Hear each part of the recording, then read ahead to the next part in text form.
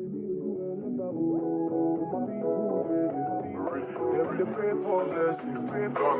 better living, are you feeling good tonight? This thing got me thinking of life.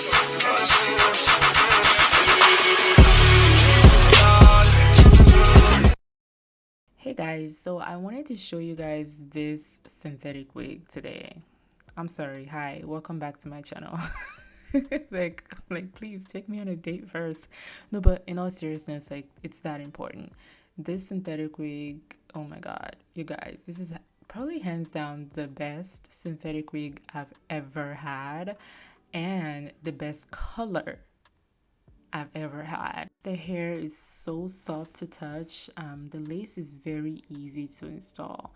Usually my biggest struggle with synthetic units is honestly the lace, and that's just because they tend to be thick and very dense and hard to blend. But this one, the cap is very breathable, the lace is quite thin, so you can easily, even if you don't want to use makeup, if you want to use your lace tints to just spray it down, you honestly could do that and it'll still look good.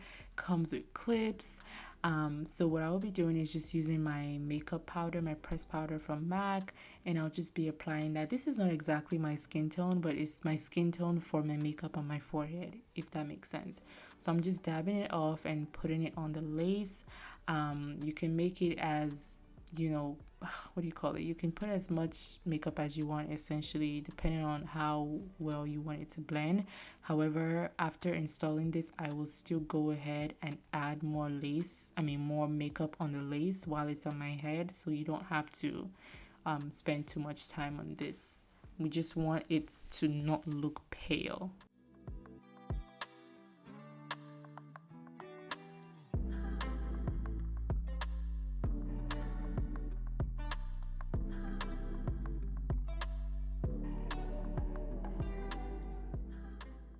So my strategy for cutting lace really is just try not to cut in a straight line and just give your little scissors a little bit of a wiggle as you go along your hairline, because you don't want that bluntness and you want it to look a bit, you don't want it to look too perfect, because the more perfect it looks, the weirder and more fake it tends to come off and translate.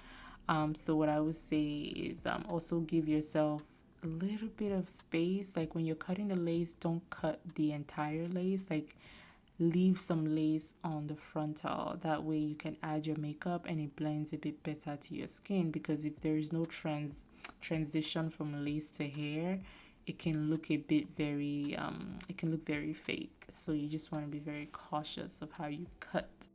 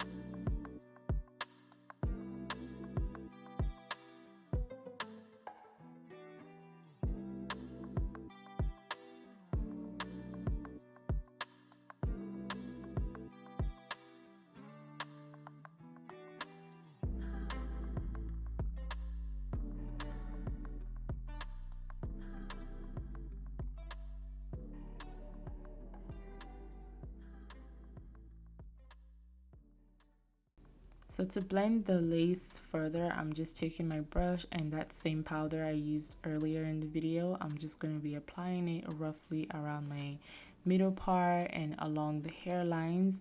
And I'll also be applying the powder inside of the actual hair cap itself. It doesn't have to be perfect. We just want this to look as natural as possible. Now this particular unit does come with a little bit of baby hair, but they're not that much, so you just want to use your fingers to kind of rub along the hairlines, take the makeup and apply it inside of the actual cap, not just on the hairline. Like I said, the goal is just to make this blend with your makeup as much as you can. So whatever powder you used on your face, I recommend using the same powder on the lace, because if you use a powder that may be too dark, then it's not really going to give the effect that you want it to give. Yeah, this is the most scary part of wearing synthetic wigs to me, because they're so hard to blend to your skin because they're not the lace usually tends to be thicker, but this was the most easiest experience I've had so far with synthetic wig. This lace wasn't as thick and it just really melted when I added the adhesive spray as well.